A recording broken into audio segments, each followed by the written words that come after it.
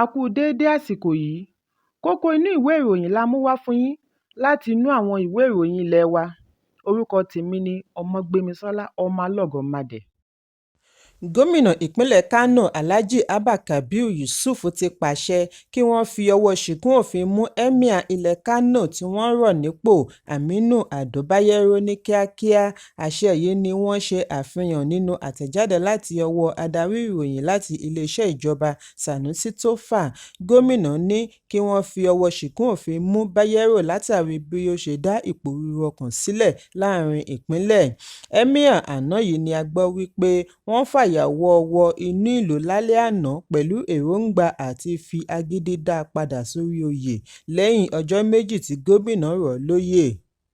Gẹ́gẹ́ bí àtẹ̀jáde náà ti ṣàlàyé, Emir tuntun Sanusi Lamido Sanusi dé sí ààfin pẹ̀lú gómìnà, igbákejì gómìnà, agbẹnusọ ilé ìgbìmọ̀ pẹ̀lú àwọn ọ̀gá-lọ́gàá nínú iṣẹ́ ìjọba tí wọ́n jọ kọ́wọ̀ọ́rìn láàrin aago kan òru mọ́júmọ́ òní ọjọ́ àbámẹ́ta.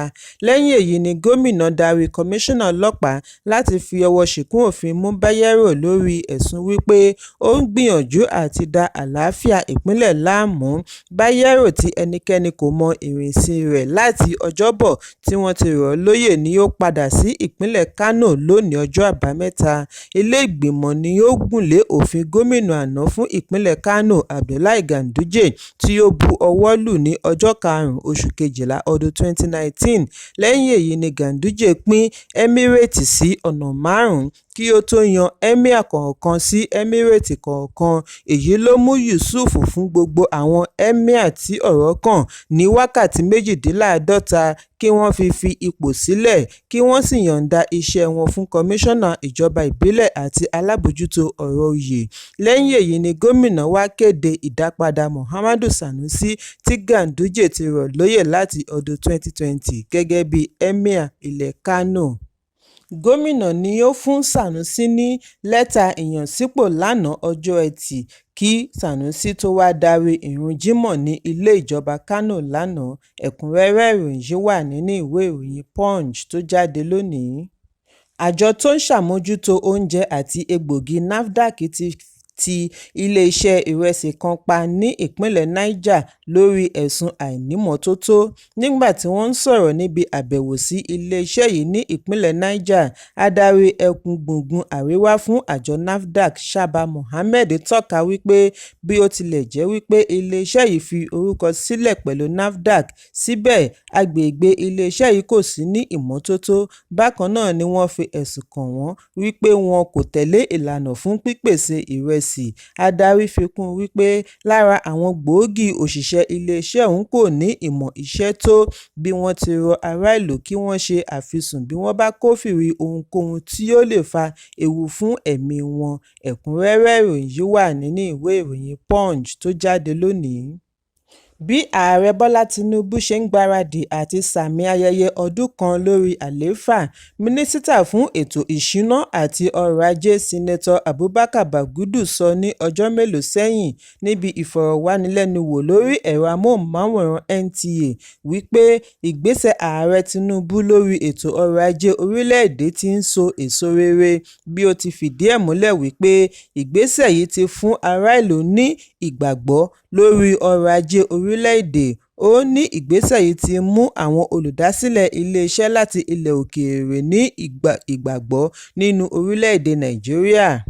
Bagudu ní bí ó tilẹ̀ jẹ́ wípé àyọkúrò ìrànwọ́ epo dá ìrora sílẹ̀, òfin yìí ti mú owó wọlé sí àpò ìjọba tí yóò ṣe àgbékalẹ̀ ìdásílẹ̀ ohun amáyédẹrùn fún àǹfààní ará ìlú. Ṣùgbọ́n àwọn ọmọ orílẹ̀-èdè ti wá ń béèrè lọ́wọ́ mínísítà wípé kí ó tọ́ka ibi tí àtúpalẹ̀ òfin ọ̀hún so èso rere sí. Wọ́n bu ẹnu àtẹ́ lu ìjọba ààrẹ Tinubu bí wọ́n ti sọ wípé gbogbo ìgbésẹ̀ rẹ̀ ni ó ti túbọ̀ mú ìṣẹ́ òun òṣì bá ọmọ orílẹ̀-èdè. Wọ́n ní kàkà kó sàn lára ìyà ìjẹ́, ó tún fi gbogbo ọmọ bóbìnrin. Lẹ́yìn èyí ni ará ìlú wá ń béèrè fún àforíjì lọ́wọ́ mínísítà lórí àgbékalẹ̀ ọ̀rọ̀ rẹ̀ wípé òfin ọrọ̀ ajé ti ń so èso rere.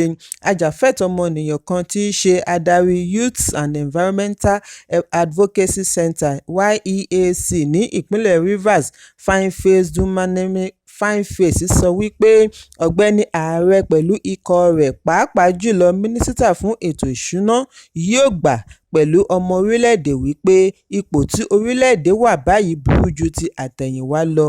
Wọ́n ní ó jìnnà réré sí ohun tí ọmọ orílẹ̀-èdè ń retí láti ìjọba rẹ̀ nítorí ebi ti ṣe àlékún ìyà sí wọn lára. Bákan náà ni agbẹnusọ fún ará ìlú kan Honorébù Ayọ̀ Fàdákà náà sọ wípé láti ọjọ́ 29 oṣù karùn-ún ọdún 2023 ní Nàìjíríà ti yí padà sí orílẹ̀-èdè tí ìyàsọ́dọ̀ sí ìgbáyégbádùn ti dínkù sí i, bẹ́ẹ̀ ni ọ̀wọ́ngógó ń lọ sókè lójoojúmọ́. Ará ìlú kò lè ní àjẹṣẹ́kù mọ́, owó oúnjẹ kò ṣeé kó, ará ìlú sì gbọ́dọ̀ jẹun lọ́nàkọnà. Ọmọ orílẹ̀-èdè ti gba kámú wípé kò sí ìrètí kankan fún ọjọ́ ọ̀la. Pẹ̀lú ẹ̀, ìjọba Tinubu kò ní ìtara ará ìlú bí wọ́n ṣe ń fi gbogbo ìgbà fún okùn mọ́ ọrùn mẹ̀kúnnù dọindọin. Kí Ọlọ́run ṣàánú fún wa. Ó ní kí Bàgúdù rí èso ọ̀hún kí ó sì ká wàhálà tirẹ̀ nìyẹn, ṣùgbọ́n òun ń retí kí Tinubu jẹ́wọ́ ara rẹ̀ láìpẹ́ nítorí àkọọ́lẹ̀ wà fún iṣẹ́ oníkálukú. Ẹnì kẹta tí ó jẹ́ ajàfẹ́tọ̀ọ́ ará ìlú láti ìpínlẹ̀ Akwa Ibom tí í ṣe adarí Corpat Foundation for Justice and Peace Building, ọ̀gbẹ́ni Saviour Akpan ní tirẹ̀ ké sí Bàgúdù kí ó kọ̀wé fi ipò sílẹ̀ látàrí àìsọ òtítọ́ ọ̀rọ̀ lórí ipò tí ọrọ̀ ajé orílẹ̀-èdè wà. Ó ní mínísítà ń sọ̀rọ̀ láti ibi tí ó gbé dúró fi wo òye. Akpan ní Bàgúdù gbọ́dọ̀ wá ṣàlàyé ìtumọ̀ ọ̀rọ̀ tí ó sọ wípé òfin ìjọba ti dá ìgboyà padà sí ọkàn ará ìlú. Ó ní ará abúlé mélòó ni ó lè ra gààrí agolo 4 ní Náírà tàbí san owó iléèwé àwọn ọmọ lẹ́yìn tí jálá epo kan ń lọ Náírà. Ó ní kí Tinubu tó gorí oyè, tíkẹ́ẹ̀tì owó ọkọ̀ òfurufú wà ní 70,000 naira. Ìrìnnà ẹ̀ẹ̀kan one-way ticket ti wá di 155,000 naira báyìí. Ẹ̀kúnrẹ́rẹ́ ìròyìn yìí wà nínú ìwé ìròyìn Vanguard tó jáde lónìí.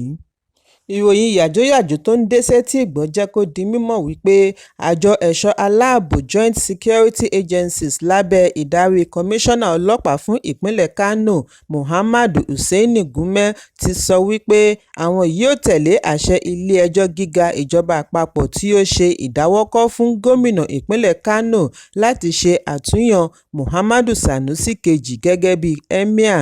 Kọmíṣánná Ọlọ́pàá pẹ̀lú àwọn ọ̀gá-lọ́gàá lẹ́nu iṣẹ́ agbófinró, àjọ ọ̀tẹlẹ̀múyẹ́ DSS àti àwọn mìíràn ni wọ́n ṣe ìkìlọ̀ wípé àwọn kò ní gbà kí ẹnikẹ́ni tàpá sí òfin tàbí da àlàáfíà ìpínlẹ̀ láàmú nípasẹ̀ ìpèníjà tó ń lọ lọ́wọ́ ní ìgbìmọ̀ Emir. Wọ́n ní àṣẹ láti fi ọwọ́ ṣìkún òfin mú Emir Bayero tí wọ́n rọ̀ lóyè kò tíì dé etí ìgbọ́ wọn. Orí ẹ̀rọ ayélujára nìkan ni àwọn tí ń kà á. Ó fi kún un wípé àwọn ṣì rí Bayero gẹ́gẹ́ bí Emir gẹ́gẹ́ bí ilé-ẹjọ́ ti pa á láṣẹ. Àṣẹ ilé-ẹjọ́ ni àwọn sì ń tẹ̀lé. Ẹ̀kúnrẹ́rẹ́ ìròyìn yìí wà nínú ìwé ìròyìn Daily Post tó jáde lónìí. Akọ́nimọ̀ọ́gbá ẹgbẹ́ agbábọ́ọ̀lù Super Eagles Finidi George ti sọ wípé òun kò ní lọ́wọ́ nínú yíyan alámòjútó tuntun fún ẹgbẹ́ agbábọ́ọ̀lù. Alámòjútó tí ó wà níbẹ̀ báyìí Ahmed Musa ni wọ́n fi ẹ̀sùn kàn wípé iṣẹ́ rẹ̀ kò múnádóko tó, wọ́n sì ní ìrètí láti yọ ọ́ nípò síwájú ìfijúrinjú pẹ̀lú ikọ̀ South Africa àti Benin Republic nínú ìdíje 2026 FIFA World Cup tó ń bọ̀ lọ́nà. Aṣọ́lé PAOK Salonika láti orílẹ̀-èdè Greece William Troost-Ekong ni ó ti ń bójútó ẹgbẹ́ agbábọ́ọ̀lù Super Eagles fún Musa. Finidi ní ó jẹ́ ojúṣe àwọn alábòójútó láti yan ẹni tí yóò darí wọn. Ó ní àwọn kan sọ wípé Sunday Oliseh ni ó yan alámòjútó kí Finidi George náà ṣe bákan náà, ṣùgbọ́n Finidi ní kì í ṣe ojúṣe òun láti yan alámòjútó captain. Ẹ̀kúnrẹ́rẹ́ ìròyìn yìí wà nínú ìwé ìròyìn Leadership tó jáde lónìí. Kókó inú ìwé ìròyìn tòní kò ní jù báyìí lọ. Ẹ pàdé mi ní ọjọ́ Ajé Monday fún àkọ́tún. Kí a tó lọ, ẹ má ṣaláì fi àríwísí yín ránṣẹ́, ìyẹn comment, kí ẹ sì bá wa subscribe sí ojúnà wa lórí YouTube kí kókó inú ìwé ìròyìn lè máa tẹ̀ yín lọ́wọ́ ní kíákíá.